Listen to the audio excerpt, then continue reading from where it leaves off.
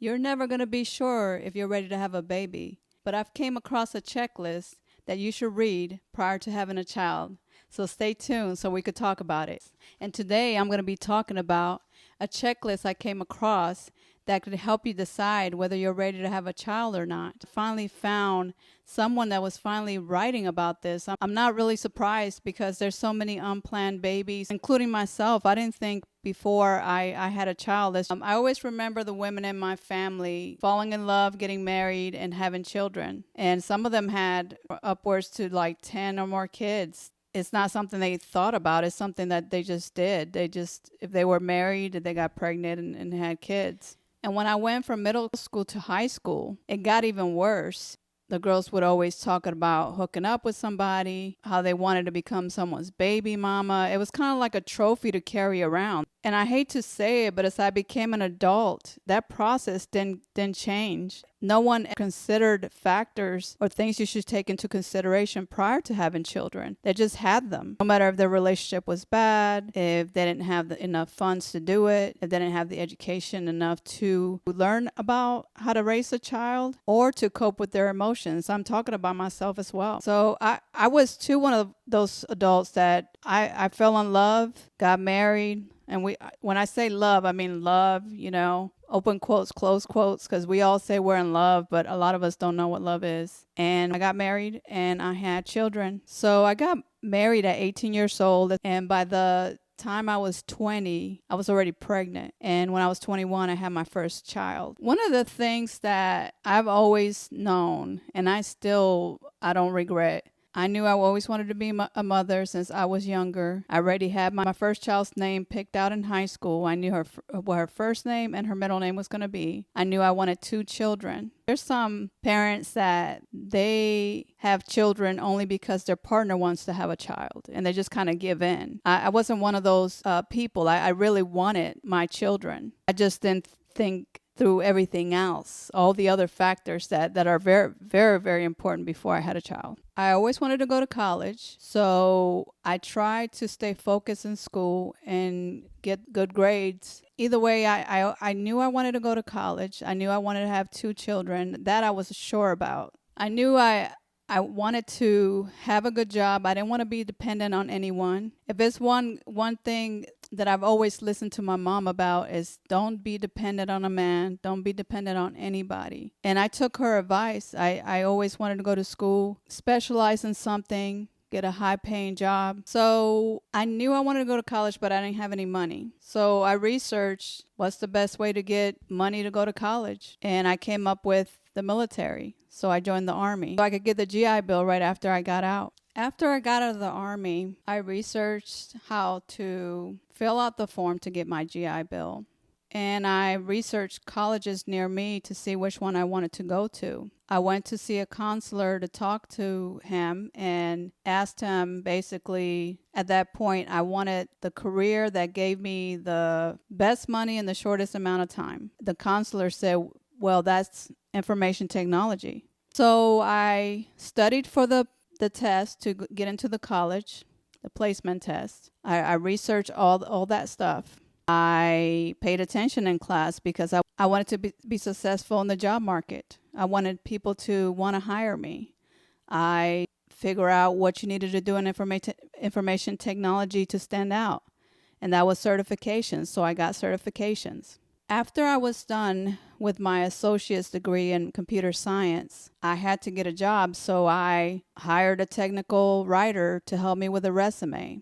After that, I had to learn how to do a good interview, so I researched what are the main questions interviewers ask to interviewees. And I had my ex-husband interview me over and over again. So after that, I got a couple of other jobs, but that wasn't enough. I had to compete in the information technology world. I had to go back to school and get my bachelor's degree and get more certifications. And I moved my way up the ladder to better and better jobs. And I finally got my bachelor's degree in computer science. Why am I saying all this? Why Why am I even going through all this explaining my life and my successes at school? This is not to brag. This is to make a point. My point is that I knew where I wanted to go in my career, so I took those steps to get there as far as education, certifications, preparing, had someone help me to prepare for interviews, sought help from professionals to help me create a resume so I could get a job. I even hired temp agencies to help me find a job because they had the database of everyone that was hiring. But when it came to me wanting a child, I did not do any research. I did not do any education. I did not do any continued education. I didn't do anything. I just had my children. And honestly, trying to be a parent without doing all those things is honestly like an actor being put on the set without learning the script first.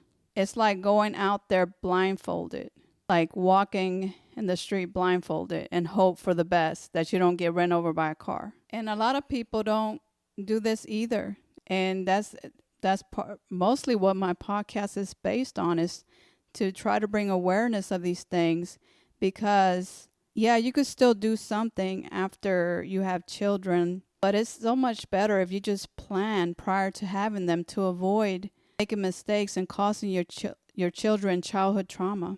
But I don't want you guys to get discouraged if you already have had children and are struggling like I was, or have adult children like me and are struggling with your relationship because you didn't do it right the first time, like I didn't do it right the first time. If you watch my previous episode where I interview my daughter, you'll see that it is possible to mend relationships. You just got to be willing to listen and apologize for the part you played in the trauma they had when they were children. So I went and looked for anybody that was covering this subject because I'm not a professional. So I wanted to see if a professional was out there talking about this subject to try to help you guys. So I came across a book called The Baby Decision by Merle Bombardieri. So Merle specializes in parenthood decision making, infertility, adoption, and giving people the tools to make the best of a life with or without children. Merle has been a private practice clinical social worker and psychotherapist for over 35 years.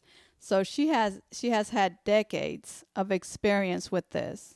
And she's also coming out with another book this coming year called Baby or Child Free: Deciding in the Face of Climate Change, Fear of Missing Out, Regret, Pregnancy, Fair Role Sharing, and Other Concerns. I do highly recommend getting her book, The Baby Decision. Christmas is coming around the corner as well. If you want to go ahead and buy the book and gift it to somebody you think it would benefit. Since this podcast is based on childhood trauma, I'm going to focus on a checklist she has on her book called Are You Ready for Parenthood?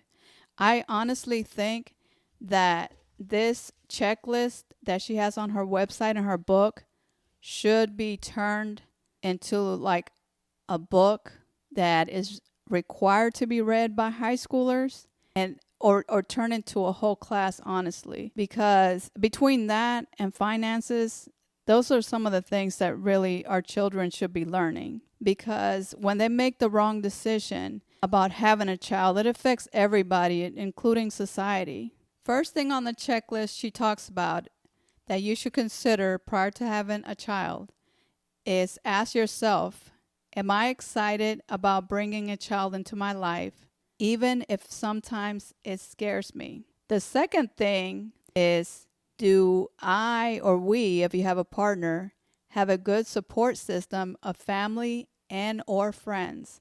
Now this one, and most of them, I was laughing at this when I was going through this list, because honestly, I could hardly check any of these off right now even, but especially before I had children. I did not have a good support system at all. And my ex-husband and I went into the Army, and we got stationed many states away from family. So we were isolated by ourselves, and we didn't have anybody to help. And whenever I got a divorce, I tried to stay around the same area to allow my daughter's father to have a chance to see them. But honestly, I should have moved closer to home because it was terrible trying to do it on my own. As a matter of fact, as many of you know that have children, when they're in school, you have to come up with an emergency contact. Well, that emergency contact for me was our technical assistant in the front desk in my company because I didn't have no one else because their father, he was not dependable.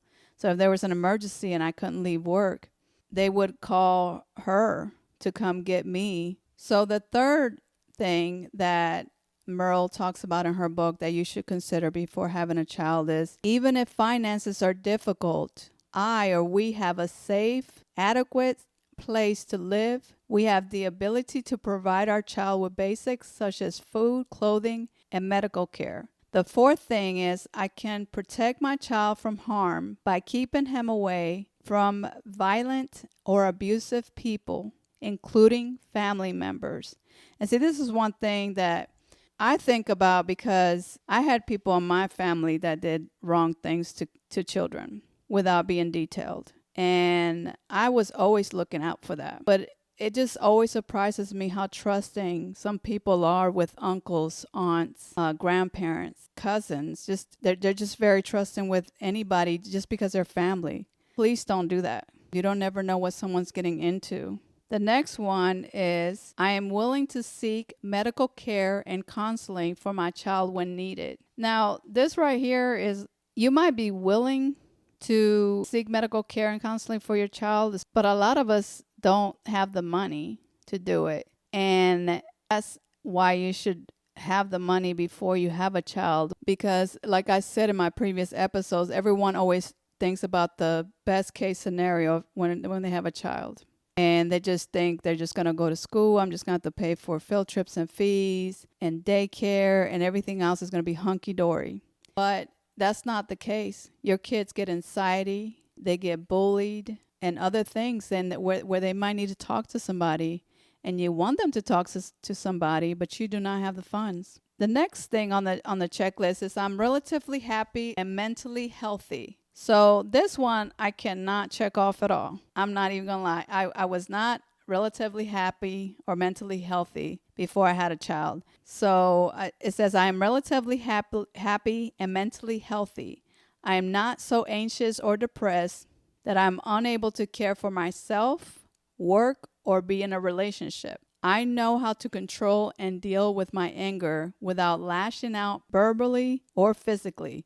This whole line right here, or I couldn't check out back then. I was anxious. I was depressed. I was not happy. I was not mentally healthy. I was able to take care of myself. That's about it. I used to lash out verbally with anger and sometimes physically.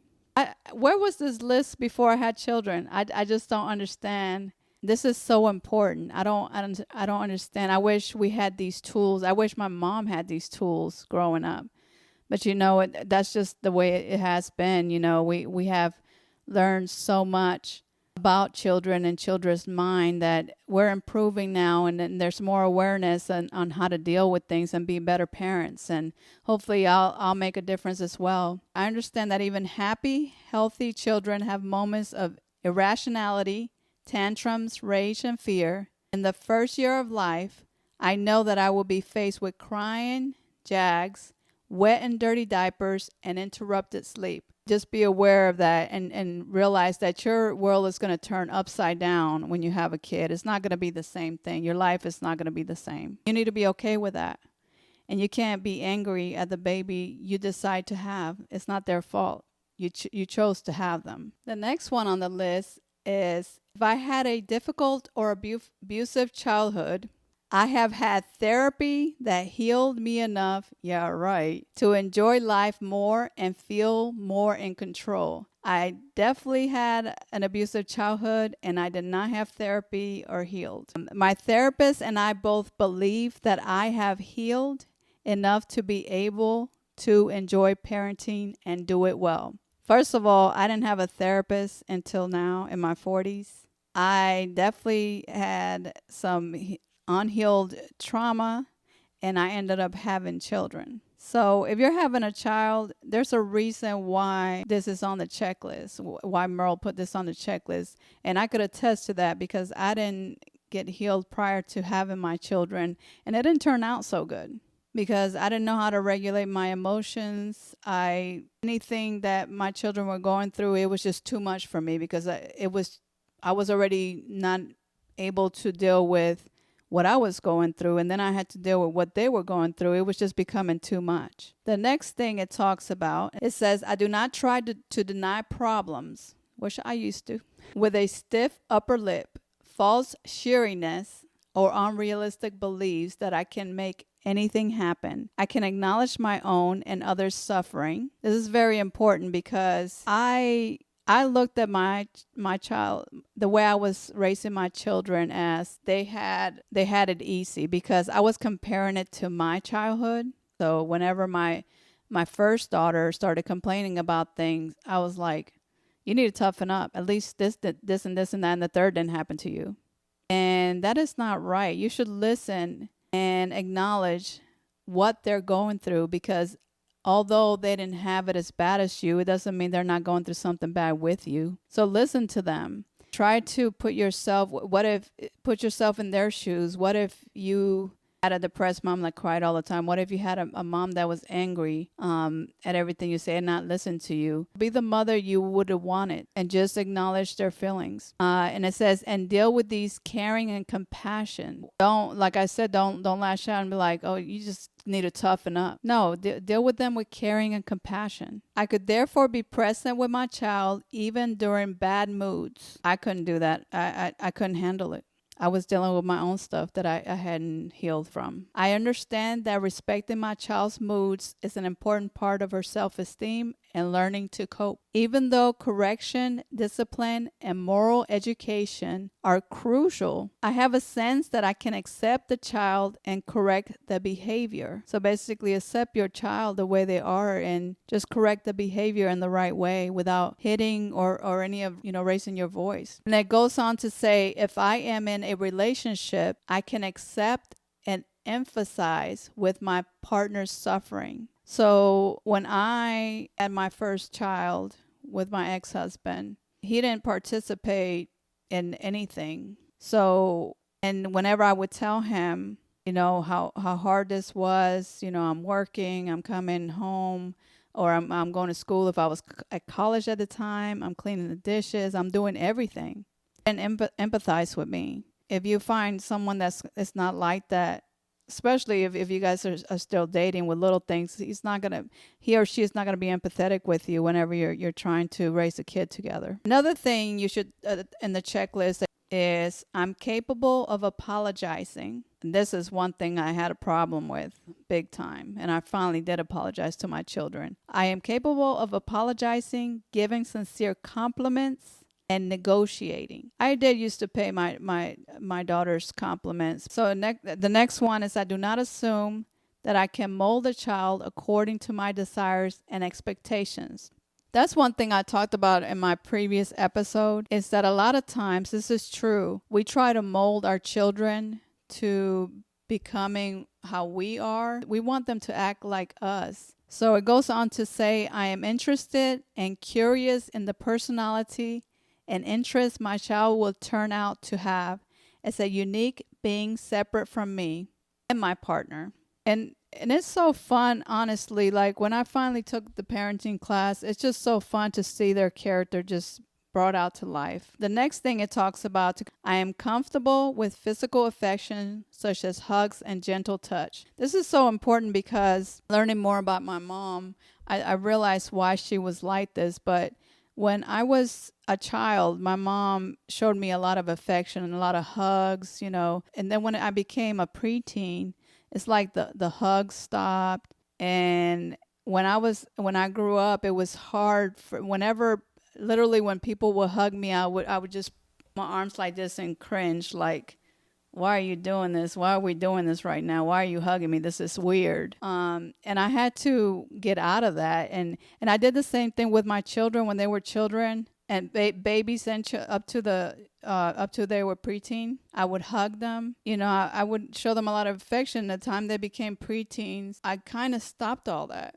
And especially my oldest daughter, she always liked, hugs. And sometimes she'll like holding my hand. And I regret that now. But I'm glad I became aware of it because I started forcing myself to be more affectionate. But make sure that you don't mind affection. And if you do, try to figure out why. What happened in your life that you're not affectionate anymore? Because children need that. They need that physical touch. They need those hugs. They need to know that they're going to get a hug from mom if something went wrong in school or if they just want to be held. The next one it talks about is if I or we are disappointed in our child or in parenthood, we know that some of this is normal and would seek support from family or friends as well as therapy. The next one, it's talking about it. Even if my partner would have preferred to be child-free, she finds enough that is attractive about parenting in addition to pleasing me that he or she is ready to make these sacrifices. So if the other partner wants to be child-free, that Merle talks about this in the book. It doesn't necessarily mean that for the rest of your marriage or the time you're together that you're going to be child-free. Sometimes people change their mind. Sometimes at the time, you're just not ready. You might be focused on your career and try to save more money and try to do more things before you bring a child to this world. Sometimes we do it to where we give them the other person an ultimatum, or we know that the other person's not going to say no. You kind of know your partner, so eventually they're going to start resenting you and the child. And what is that going to accomplish? It's just going to bring a child to this world that's going to be unloved by one parent. And it's going to bring a lot of stress into the relationship and even make it to where y'all break up because of it. And how is that helping anybody at all? This one's very important. I am not addicted to alcohol, drugs, including prescription drugs, sex, gambling, or spending. See, a lot of us think about the big ones, gambling, drugs, alcohol, but you don't think about the spending.